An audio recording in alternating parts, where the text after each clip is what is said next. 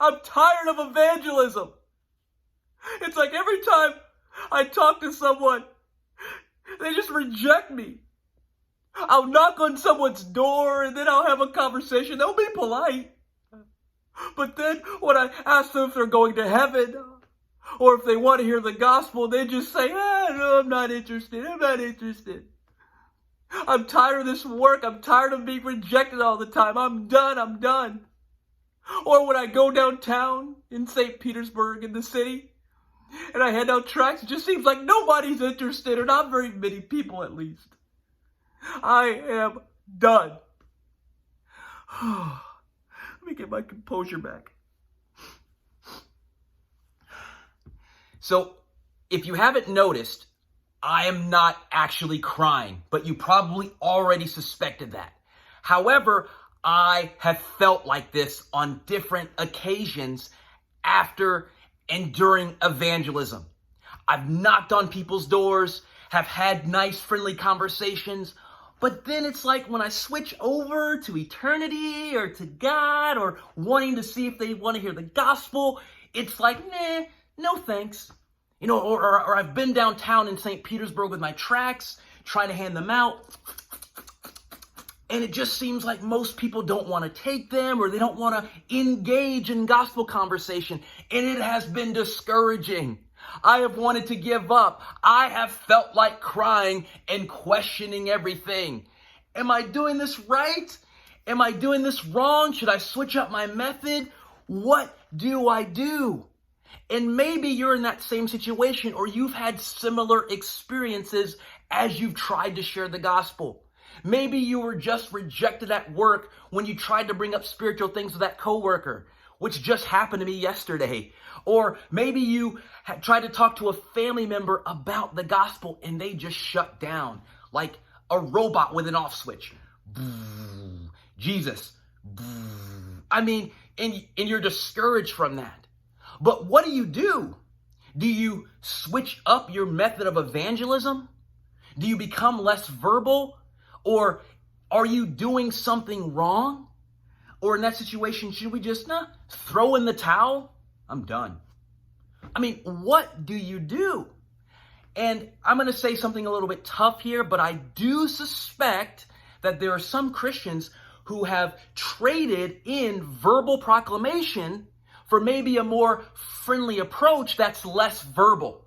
Maybe it's more of, I'm going to serve this person, I'm going to love this person, and maybe wait for them to ask, or maybe soften them up and build a bridge so that I can finally talk about spiritual things. And what happens there is we don't really get to sharing at all. We don't really get to boldly proclaim the gospel.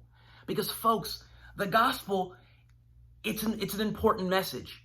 It's a warning as well as a call to come to Christ. But it's a warning that, hey, Jesus is going to return one day and you're going to stand before him and give an account for your life. So it is an urgent message. So what do we do when we're rejected for the gospel and we're discouraged? Are we doing something wrong? Not necessarily. Now, if you are new to this channel, my name is Samuel, and this is Truth and Reason Ministry. And it is devoted to your evangelism, inspiration, and encouragement. And oh yeah, it's devoted to mine too. I need these videos as much as you, if not even more. Evangelism is not easy. It is a tough work. So in this video, when you're rejected for the gospel, should you change up? Are you doing something wrong? The first thing you need to realize, which you probably realized this before, but need to be reminded of, is that Jesus Christ was rejected. Yes, he was rejected on numerous occasions. When Jesus preached his first sermon in Luke chapter 4, what did the people do? They rejected him. They pushed him towards a cliff. They wanted to throw him off of a cliff. Right? When Jesus first opened his mouth in his very first sermon, they wanted to murder him. Right? So when we look in Jesus' life, we see that he was rejected on different occasions. In John chapter 6, when Jesus has all of these disciples following him because they want to be fed, Jesus says something that's very tough. And they're very offended. And the people, they all turned away from him. His disciples, one by one, they all left till it was down to the 12. And Jesus says, do you want to leave too? And ultimately, they didn't leave. So we could say, when we look at the scripture, that Jesus was ultimately rejected. In fact, we can say that Jesus had a ministry of rejection. And what did the rejection of Christ actually bring? It brought something extraordinarily positive. His rejection and his ultimate death, it brought forgiveness of sins. It brought reconciliation to God. It brought community that we're all in if you are a believer in Jesus Christ. So Christ had this ministry of rejection that ultimately brought life. And as Christians, we need to remember this, that Jesus was rejected, and when we follow in his footsteps, we are also going to experience something similar. We're going to also be rejected. I mean, in Isaiah 53, as early as this messianic prophecy began, we see that Jesus was rejected. In Isaiah 53, verse 3, it says that he was despised and that he was forsaken of men. Jesus was looked down upon and people turned their backs on him. I mean, this is the most loving man in the world, the Messiah, the King of the world. And he was rejected. In John chapter 1, verse 11, it says that Jesus came to his own. A Jewish man came to the Jewish people, and they did what? They did not receive him. Jesus was rejected by his own people with all of the loving acts that he did, with all of the verbal proclamation that he did. His people rejected him. At the end of the Gospels, when he's handed over to Pilate, Pilate says, do you want me to give back to you Jesus, the King of the Jews? Or would you like Barabbas released? And they said, release for us Barabbas and have Jesus crucified. I mean, they began to yell, crucify, crucify, crucify. And they rejected Christ. He's referred to in 1 Peter chapter 2, verse 7 as the stone that the builders rejected. The religious leaders rejected Christ. So if you look through the Gospels and even throughout the New Testament, you see these repeated references of the forsaking of Christ, of the suffering of Christ, of the rejection of Christ. And our Western minds, our American minds, we recoil at that like, ugh. If we get rejected, we're doing something wrong. People shouldn't be rejecting us. They should be receiving us. They should be hearing the gospel, coming to Christ in droves. You know, we have this businessy, success-oriented mind of everyone's got to come to Christ. Everyone's got to receive us. We don't want to offend anyone. We don't want to feel bad for what we're doing. And ultimately, we're missing out on this key truth that God uses rejection. God used rejection to bring life to the world. And as we as Christians endure rejection and be persistent and consistent in the gospel, we too are going to spread this message of life faithfully, and we're going to see God work in the midst of that. So when we follow Christ, we're going to experience rejection. And if you're experiencing rejection right now, maybe you've experienced rejection at work. You've experienced rejection at your job.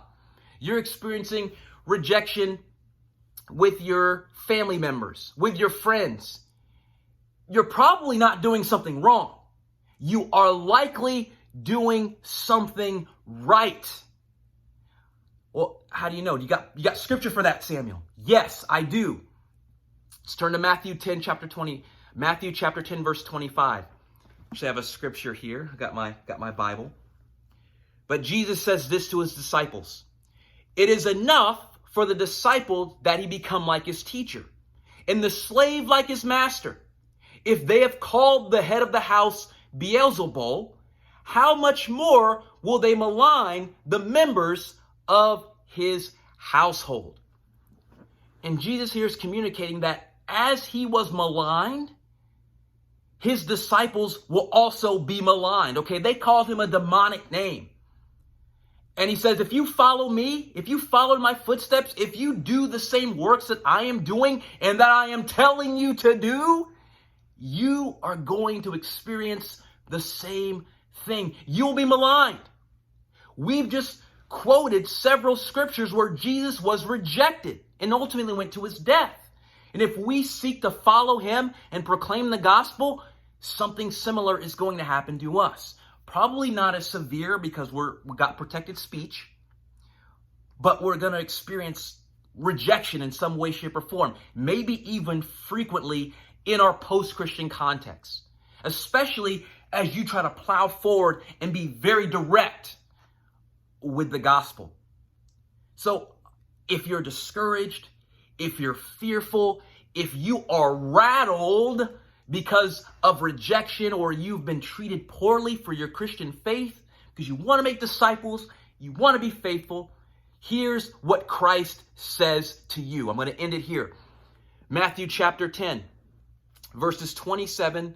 I'll start with 26. He says, therefore do not fear them, for there is nothing concealed that will not be revealed, or hidden that will not be known. So Jesus says, do not fear them. He says that to you. Do not fear them. For what I tell you in the darkness, speak in the light.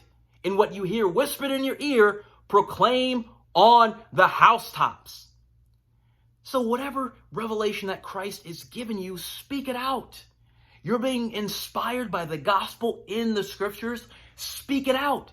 You're in your private time with the Lord in the morning and he's speaking to you, encouraging you, building you up. Speak it out. Don't worry about their rejection. Don't worry about their threats. Don't worry about their persecution. Be encouraged because Jesus anticipated it and warned his disciples, but said, keep speaking.